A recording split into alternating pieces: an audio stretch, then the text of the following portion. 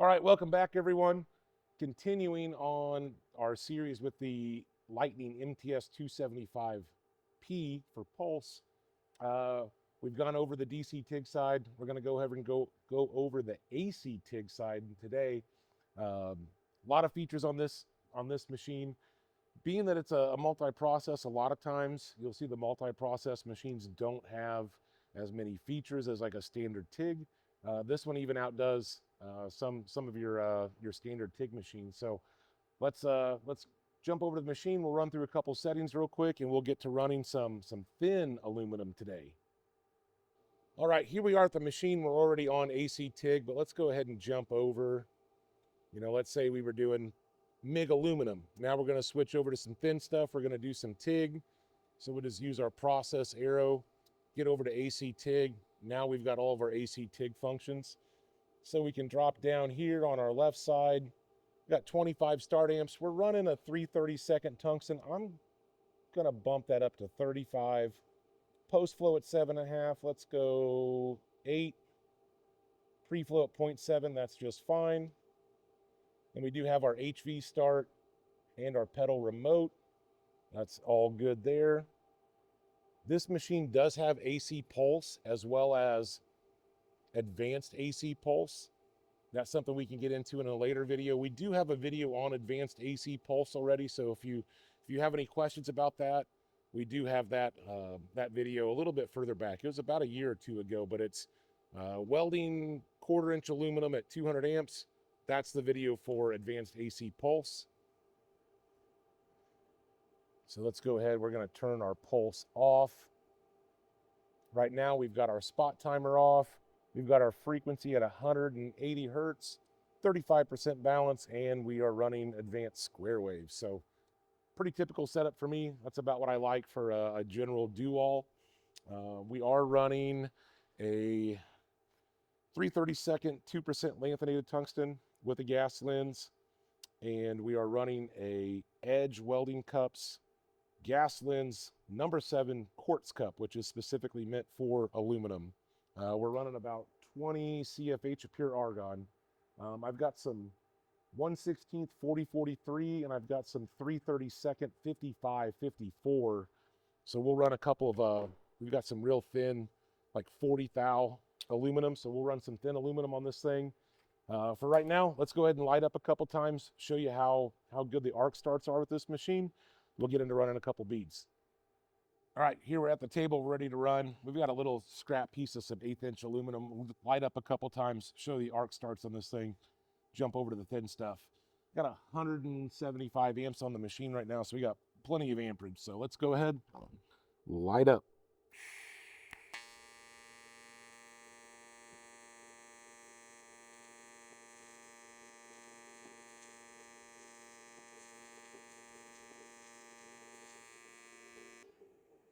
Nice taper down.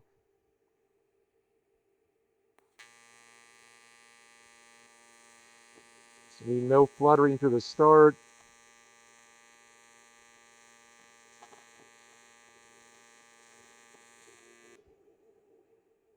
We'll do one more before we switch over to the thin sheet.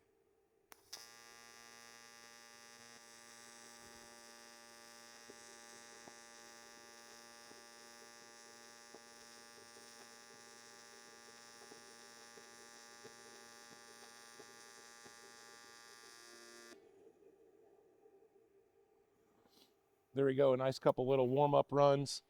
We've got the rust shaking off of us now, so we're going to leave that 175 amps. We're going to jump down to this. This is like 40 thou aluminum. Let's make a couple runs on this stuff. We're going to leave that amperage up high just so we can show the fine amperage control.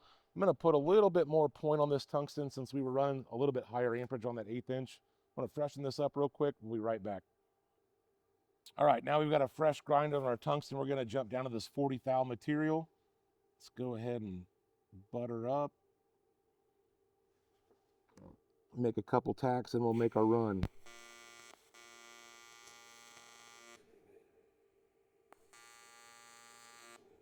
So I am using some 1/16 4043.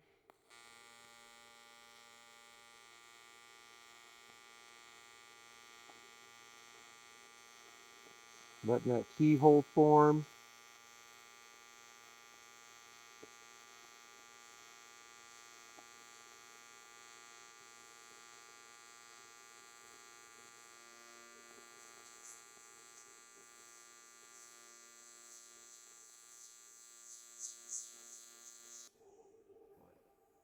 Oh, but I actually pushed my plate a little bit with my filler rod.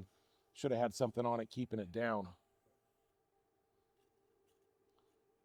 But nice little first run on some 40 thou.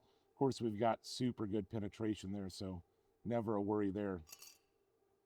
So nice little run on that. We'll go ahead and tack up a couple more plates. We'll see if we can maybe even do a little edge run, show you how stable that arc is.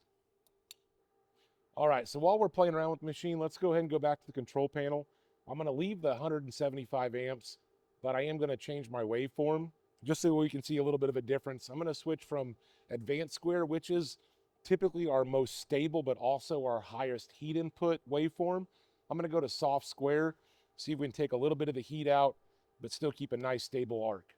So we're gonna come over to our machine. We're gonna press down twice.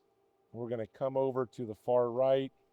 We're going to go from advanced square to soft square. So we'll make a nice run of soft square. See if we can see a little bit of a difference in the arc characteristics now. Should be just ever so slightly cooler. And I had a little bit of problem with the plate shifted on me, so I'm going to tack these up and I'm going to put a little counterweight on there to keep them from moving around this time.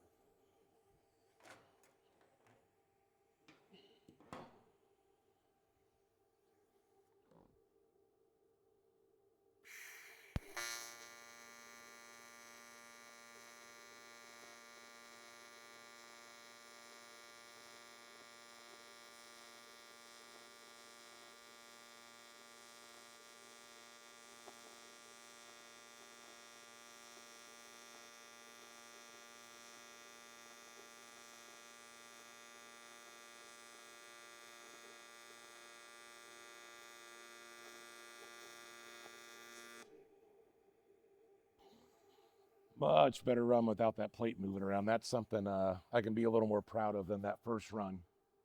Let's go ahead and take a peek at that real quick. And we'll run a couple edge welds and show you truly how stable the arc is on this machine. All right, one thing I always like to do to show the arc stability of a machine, I did this quite a bit with the Typhoon, is run an edge weld. And so we're gonna go ahead and light up on this, this is some 1/8 inch plate. We're gonna go ahead and run a weld right down the edge of this, just to show you how nice and stable this arc can be.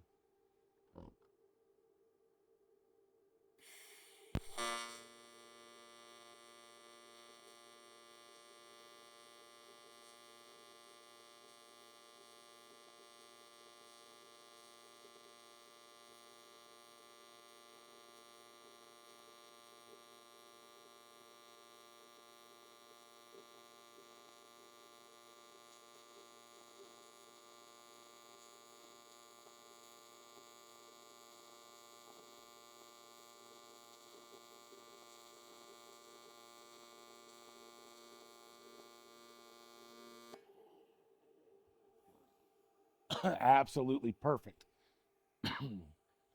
So I like running that exercise too. Sometimes if I'm getting ready to start a project and I haven't welded a TIG in a minute, of course I'm getting a lot more time on the lasers these days than anything, but I'll kind of run this exercise every now and then just to kind of knock the cobwebs off, shake the rust loose.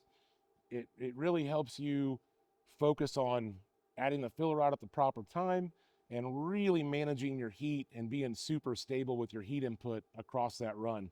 So it's a good little warm-up exercise I like. It's also good if you're starting out and you're trying to really learn that fine filler rod control and fine foot pedal control. Really great exercise there, but also a really good demonstration of just how stable the arc is on this machine, because we have such a narrow spot for the arc to concentrate. If it's just a slightly unstable, it'll try to jump to the sides and jump down the side of the plate. So really good demonstration there on just how stable the arc is on this MTS 275P. That about wraps it up for today. I just wanted to run through, show you guys some of the features and functions and just how stable this machine is on AC. So obviously with 275 amps, this machine can tackle a lot, you know, up to 3/8 aluminum. But as we showed, even with, if you're getting down on the thin stuff, 40 thou aluminum, doing some real fine, real fine precision welding, like on this edge weld, the MTS 275 can hang in right there with you. So looking for a good do-all heavy duty machine that can also do lightweight stuff, give it a check. Till next time, we'll see you guys. Have a good one.